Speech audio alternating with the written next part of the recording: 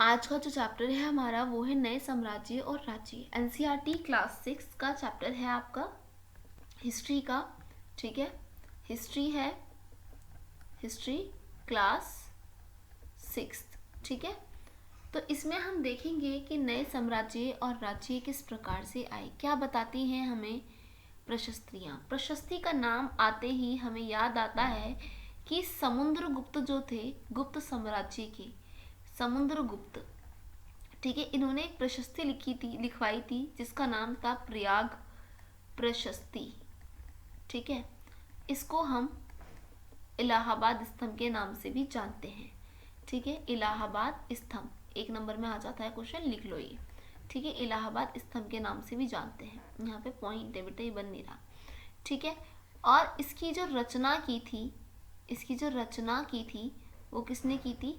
हरिशेन ने की थी। किसने की थी? हरिशेन। ठीक है, 1 मिनट, हरिशेन ने की थी। ठीक है, तो समुद्रगुप्त का दरबारी था, जो भी था हरिशेन। ठीक है, वो समुद्रगुप्त का दरबारी था। इसकी इलाहाबाद अशोक स्तंभ पर खुदे गए लंबे अभिलेख से पता चलता है समुद्रगुप्त के दरबार राजकवि मंत्री हरिशेन एक काव्य के रूप में की गई थी। ये विशेष किस्म का अभिलेख था जिसे प्रशस्ति कहा जाता है। एक संस्कृत शब्द है जिसका अर्थ होता है प्रशंसा करना। उस प्रशस्ति में प्रचलन पहले श्री था, जिसमें तुम अध्याय 8 में हमने पढ़ा था, है ना, गुप्त काल के बारे में। तो उसी का राजा था ये समुद्रगुप्त। ठीक है, समुद्रगुप्त की प्रशस्ति हमें बताती है कि कवि इसमें योद्धा, युद्धों को जीतने वाले राजा, विद्वान को उत्कृष्ट कवि भरपूर प्रशंसा करते ईश्वर के बराबर बताया। प्रशस्ति लंबे लंबे वाक्य दिए गए हैं। यहाँ वैसे ही एक वाक्य का अंश दिया गया है, अलग अलग वाक्य दिए गए हैं जीतने वाले राजा को भगवान के समीप बताकर। ठीक है, अब हमने देखा कि क्षेत्र हरे रंग से रंगा गया है, ये इस टाइप की यहाँ पर कुछ प्रशस्तियाँ पाई जाती हैं। उस तरह बैगनी नीले रंग भी मिलेंगे, परंतु ये मानचित्र में अगर हम देखें तो यहाँ पे मानचित्र है आपका, यहाँ पे कुछ नीला रंग है। ठीक है, यहाँ पिंक सा कलर है, यहाँ हरा सा कलर है। तो देखो क्या हरे रंग का क्षेत्र कौन सा है बेटा? हरे रंग का क्षेत्र है आर्यवर्त का, जो समुद्रगुप्त ने हारकर उन राज्यों को अपने साम्राज्य में मिला लिया, वो हरे रंग का क्षेत्र है। दक्षिण पंथ जो कुछ राजधानियों को दिखाने में मानचित्र पर लाल बिंदु दिए गए हैं, वो दक्षिण पंथ समुद्रगुप्त ने इनके सामने समर्पण किया और शासन की अनुमति दे दी इन्हें। ठीक है, किसको बेटा? जहाँ पे लाल बिंदु है। ठीक है, ये रही यहाँ पर। ठीक है, इसके अलावा पड़ोसी देश अंतरिक घेना बेरंगी रंग गया था इसमें, इसीलिए तटीय बंगाल, नेपाल, उत्तर पश्चिम में कई गढ़ या संघ आते थे। वह समुद्रगुप्त के लिए उपहार लाते थे, उनकी आज्ञाओं का पालन करते थे और उनके दरबार में उपस्थित हुआ करते थे। बाहरी इलाके शासक नीले रंग से रंगा गया, वो भारत के इलाके के लोग थे। कुषाण तथा शक वंश थे जो श्रीलंका के शासक थे, और उन्होंने समुद्रगुप्त की अधीनता स्वीकार कर अपनी पुत्री से विवाह कर दिया था। ठीक है, तो ये वो लोग थे। इसके बाद आती है वंशावलियाँ। वंशावलियाँ जो थी बेटा समुद्रगुप्त के प्रति प्रापितामह पितामह प्रापितामह पितामह यानी कि परदादा दादा पिता के माता के बारे में बताते हैं। उनकी माँ कुमार देवी लिच्छवी गण की थी।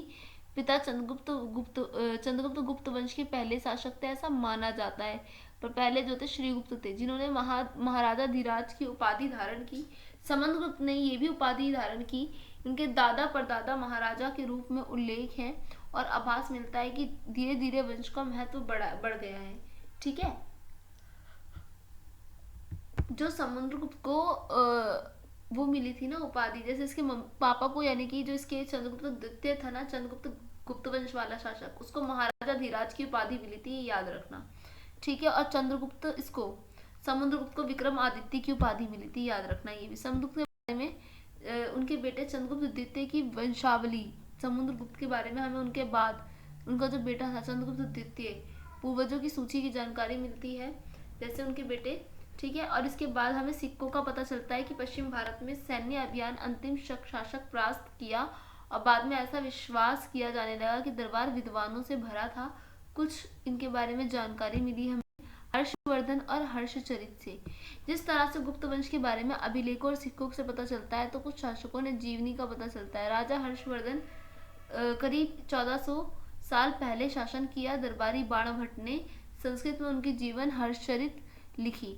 तो बेटा ये याद रखना, हर्षवर्धन की जीवनी जो है हर्षचरित है, ठीक है। हर्षवर्धन की जो जीवनी है वही हर्षचरित है। इसमें हर्षवर्धन की वंशावली, राजा बनने तक का वर्णन है और तीर्थ यात्री श्वेत सांग के बारे में हमने पढ़ा था जो 8 चैप्टर में, उसके बारे में भी लिखा हुआ है। हर्ष के माता पिता बड़े बेटे नहीं थे।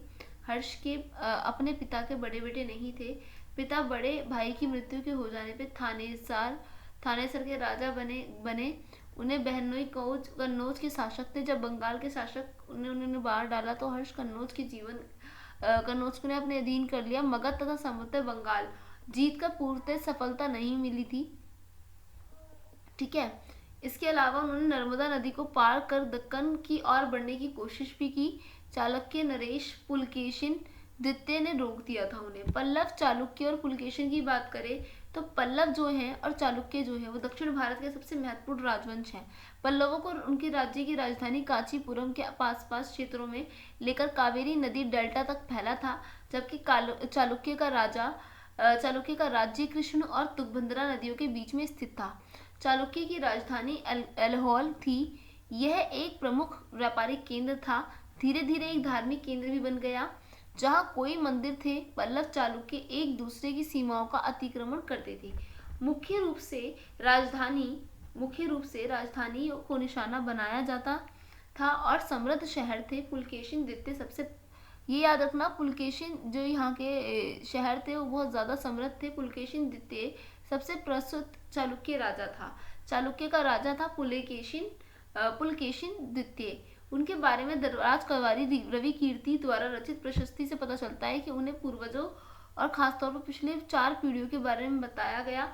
और पुलकेशिन द्वितीय अपने चाचा के से राज्य मिला था उनको, ठीक है। रवि कीर्ति के अनुसार तथा पश्चिम दोनों समुद्र तट इलाकों पे अभियान चलाए। इसके अतिरिक्त उन्होंने हर्ष को भी आगे बढ़ने से रोका। हर्ष का अर्थ है आनंद होता है। कवि का कहना है कि इस पराजय के बाद हर्ष नहीं रहा। पुलकेशिन द्वितीय ने पल्लव राजा के ऊपर भी आक्रमण कर दिया और कांचीपुरम की दीवार के पीछे शरण ले ली। तो यानी कि हम किसके बारे में पढ़ रहे हैं? हम हर्षवर्धन के बारे में पढ़ रहे हैं, हम हर्ष के बारे में पढ़ रहे हैं। पर चालुक्य की विजय अल्पकालीन थी। हमने चालुक्य की विजय के बारे में पढ़ा, चालुक्य ने कैसे अपनी विजय को हासिल किया, ठीक है। चालुक्यों ने कैसे अपनी विजय को हासिल किया, तो उनके पास राष्ट्रकूट और चोलवंश समाप्त कर दिया। इसके बारे में हमने क्लास 7 में आगे पढ़ेंगे नेक्स्ट एनसीईआरटी में। प्रशासन कैसे पता चलता है, ये मोस्ट इम्पॉर्टेंट है। प्रशासन प्राथमिक इकाई गांव होते हैं। धीरे धीरे बदलाव आए। राजाओं ने आर्थिक, सामाजिक, राजनीतिक, सैन्य शक्ति रखने वाले लोग समर्थन जुटाने के लिए कदम उठाए, ठीक है। इसके बाद हमने देखा क्या कि कुछ महत्वपूर्ण प्रशासकीय अनुवंशिक बन गए और अर्थात बेटे पिता का पद पाते थे। हरिशेन ने अपने पिता की तरह महादंडनायक अर्थात मुख्य न्यायिक अधिकारी थे। कभी कभी व्यक्ति पदों पर कार्य करता था कि हरिशेन एक महादंडनायक होने के साथ साथ कुमारामात्य अर्थात एक महत्वपूर्ण मंत्री और संधि विग्रहित अर्थात बुद्ध और शांति के विषय में मंत्री था। संभवतः वहाँ ये प्रशासन बोलबाला था कि भाई जो ये है विक्रम है जो बहुत ज़्यादा अच्छा और समृद्ध राजा है, ठीक है। इसी प्रकार एक नई सेना बनाई, एक सुसंगठित सेना रखी जिसमें हाथी, घुड़सवार, पैदल सब चीज़ें थी, ठीक है। और इन्होंने ये जो इससे यहाँ पर जो कर वसूलते थे वो कौन कहलाते थे? सामंत कहलाते थे, ठीक है। सामंत स्वतंत्र होने की कोशिश करते थे। दक्षिण राज्य में सभाएं भी होती थी, उप समितियां, सिंचाई, खेतवाड़ी से रिलेटेड, भूस्वामी संगठन से रिलेटेड, ठीक है, वो सभाएं करते थे। भूस्वामी ब्राह्मण नहीं थे। उत्तर ग्राम में नगरम व्यापारी संगठन का नाम था। संभवतः सभाओं और घनी तथा शक्तिशाली भूस्वामी के व्यापारियों का नियंत्रण था। बहुत सी स्थानीय सभाएं शताब्दी का काम करती रही, ठीक है। उस जमाने के लोगों की बात करें तो नाटक में रोचक बात ये थी कि अधिकांश ब्राह्मण संस्कृत बोलते थे और अभिज्ञान शकुंतलम जो था, दुष्यंत नामक राजा शकुंतला, ठीक है, अभिज्ञान शकुंतलम नामक जो नाटक था, ठीक है, उसको जॉन्स विलियम्स ने शायद इंग्लिश में ट्रांसलेट भी करवाया था। शकुंतला नाम की एक युवती की प्रेम कहानी है। इस नाटक में एक गरीब बछुआरा राज कर्मचारियों के दुर्व्यवहार की बात की गई है। ठीक है। चीनी तीर्थयात्री शियन जो थे, उन्होंने ध्यान से लोगों की दुर्गति पर भी गया, जिन्हें उच्च शक्तिशाली लोग अछूत मानते थे, और शहरों के बाहर उन लोगों को रहना पड़ता था। लेकिन शहर या बाजार भीतर आना होता था तो सभी आगाह करने के लिए लकड़ी के टुकड़े पर चोट करते थे, मतलब लकड़ी का टुकड़ा फेंक फेंक के मारते थे उनके। ठीक है। ये एक जगह भारत द्वारा अभियान पर निकली राजा की सेना का बड़ा सजीव चित्रण किया गया। ठीक है। राजा की सेना का बहुत बड़ा चित्रण किया गया। थोड़ा सा पढ़ लेते हैं इसको। हमने देखा खाने पीने का सामान आदि सब चीज़ें शामिल है। सारी चीज़ें ठेलगाड़ियों पर ऊँटों और हाथियों जैसे सामान वाले जानवरों की पीठ पर लाद कर ले जाई जाती थी। रास्ते में बहुत सारी चीज़ें पड़ती थी, है ना। सेनाएं जो थी विध्वंस निशानी छोड़ जाती थी अपनी। अक्सर गांव की झोपड़ियां हाथी कुचल डालते थे और व्यापारी काफिलों को बेल। ठीक है। तो माहौल डर कर भाग खड़े होते थे और बाड़भट लिखते हैं कि पूरी दुनिया दुलगर्द में डूब जाती थी। सेना के साथ में लाई जाने वाली चीज़ों की सूचनाएं थी। ठीक है। अब हरिशेन ने गौतमी पुत्र की सत्कर्णी प्रशंसा की प्रशस्ति लिखी और बताना सही है गलत। आर्यवर्त शासक समुद्रगुप्त के लिए भेद भेजते थे। दक्षिण पंथ में 12 शासक थे। गुप्त और नियंत्रण में 2 महत्वपूर्ण केंद्र तक्षशिला और मुदेरा हैं। एलाहौर पल्लवों की राजधानी है। दक्षिण भारत में स्थानीय सभाएं तक काम करती रही। ऐसे 3 लेखकों को नाम बताओ जिन्हें हर्षवर्धन में के बारे में लिखा हो। इस युग में सैन्य संगठन का बदलाव बताओ। इस काल में प्रशासनिक व्यवस्था में क्या क्या चीजें नहीं दिखाई दी। ठीक है। ये सारा आपने कवर अप करना है। देन कंप्लीट योर चैप्टर नए साम्राज्य और राज्य। सो अब आप इसे अच्छे से कवर कर लेना। अगर आपने फर्स्ट से लेके ए तक कोई भी क्लास मिस कर दी है तो ये वाली वीडियोस कंप्लीट कर लो, इंशाल्लाह हो जाएगी। ठीक है। बाय बाय, टेक केयर, अल्लाह हाफिज़।